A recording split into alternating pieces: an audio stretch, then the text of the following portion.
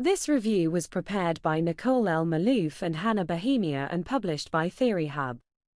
TheoryHub covers a wide range of theories and acts as a starting point for theory exploration in different research and teaching and learning contexts.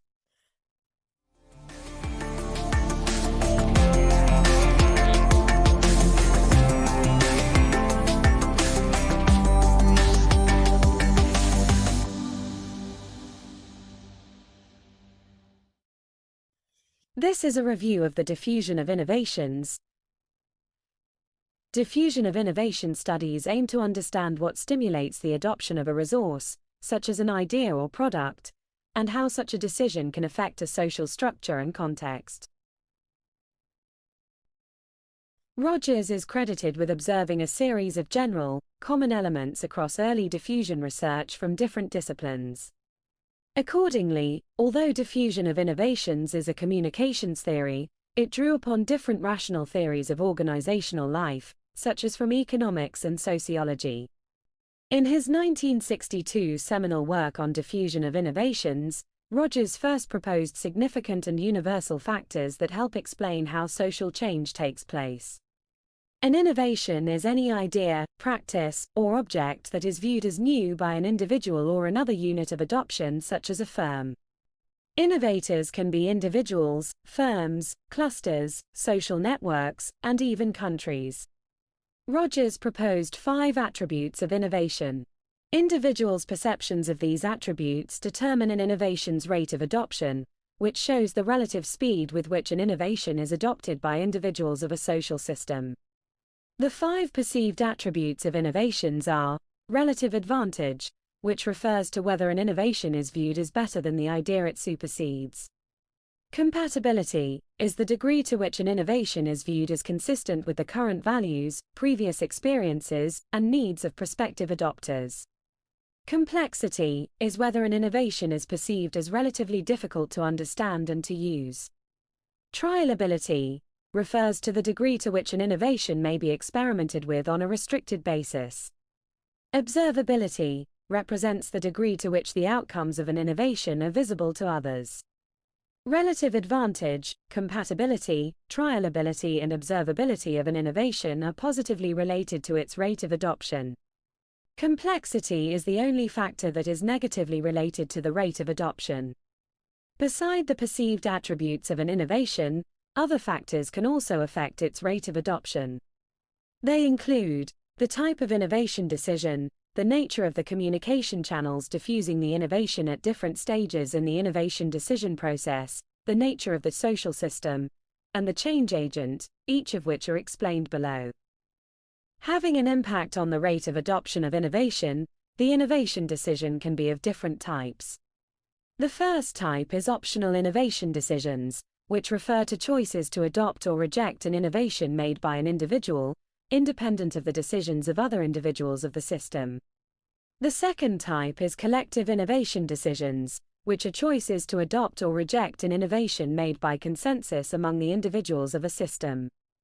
The third type is authority innovation decisions, which are choices to adopt or reject an innovation made by relatively few people in a system, who have power, status, or technical experience. There is also a fourth type that includes a sequential mixture of 2 or more of these 3 types of innovation decisions: contingent innovation decisions, which are choices to adopt or reject made only after a previous innovation decision. Another factor that can also have an effect on the rate of adoption of innovation is the communication channel. This refers to the way through which messages about the innovation are transmitted from one person to another. One of the factors also impacting the rate of adoption of innovation is the social system. This represents a set of interrelated units that are involved in joint problem-solving to attain a common objective. A system has a structure, defined as the patterned arrangements of the units in a system, which provides stability and regularity to individual behavior in a system. The social and communication structure of a system facilitates or hinders the diffusion of innovations in the system. An important aspect in social structures is norms. They are the established behavior patterns for the members of a social system. For instance, opinion leaders conform more closely to a system's norms in comparison to their followers. When a social system's norms favor change, opinion leaders are especially innovative. Finally, change agents aim to affect the innovation adoption decisions of individuals in the system in a direction considered desirable by the agent.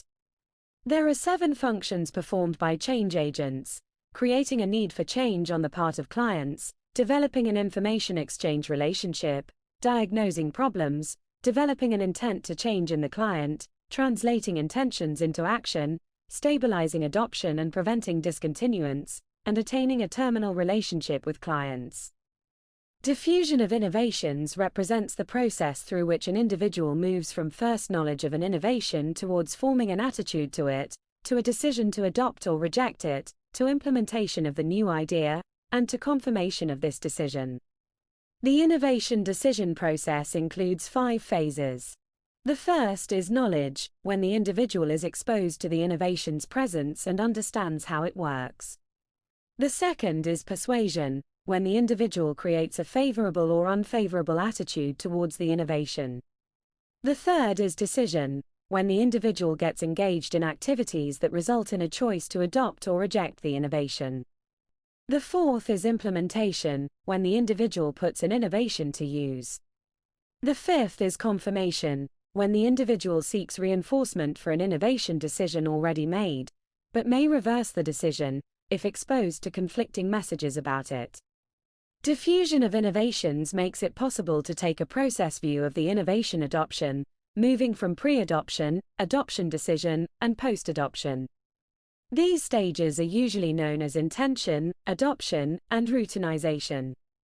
Classified according to the rates of adoption of innovations, the adopter categories represent the classifications of the members of a social system in relation to the level to which an individual or other unit of adoption is relatively earlier in adopting new ideas in comparison to other members of a system. These 5 adopter categories are the innovators, early adopters, early majority, late majority, and laggards. Starting with the innovators, they are among the first in the population to adopt the innovation and show an adventurous, cosmopolitan nature. As for the early adopters, they fall into the larger category of adopters and are closely integrated into the social network. They are often opinion leaders. The early majority are viewed as deliberate followers. The late majority are those who are often skeptical of the innovation at first. However, they eventually succumb to peer pressure. The laggards tend to be more traditional and isolated in comparison to early adopters. People who are among the last to adopt an innovation often demonstrate the longest decision-making processes before choosing to adopt the innovation. In addition, late adopters are more likely to discontinue innovations than are early adopters. Early knowers of an innovation, when compared to late knowers, are characterized by more formal education, higher social status, higher exposure to mass media channels of communication, higher exposure to interpersonal channels of communication, as well as higher change agent contact, higher social participation, and higher cosmopolitanism. Early adopters are also different from late adopters in terms of personality factors. They have more empathy, less dogmatism, a higher capability to deal with abstractions, higher rationality, higher intelligence, a more favorable attitude toward change, a higher capacity to deal with uncertainty and risk, a more favorable attitude toward science, less fatalism, higher self-efficacy, higher aspirations for formal education, and higher status roles. The distinct characteristics of the 5 adopter categories indicate that these adopter categories can be helpful in audience segmentation, a strategy in which several communication channels and messages are referred to reach each sub-audience. Despite the applied usefulness of the theory, researchers have to carefully identify the complex, networked, and learning-intensive aspects of technology.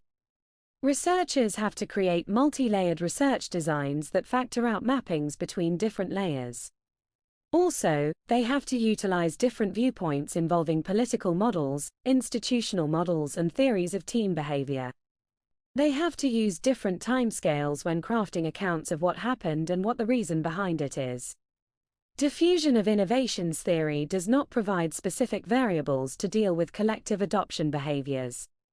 The diffusion of innovations researchers have to be cautious when examining the role of institutional policies and regimes, the effect of the industrial policies and strategies, and the significance of the installed base and learning inertia.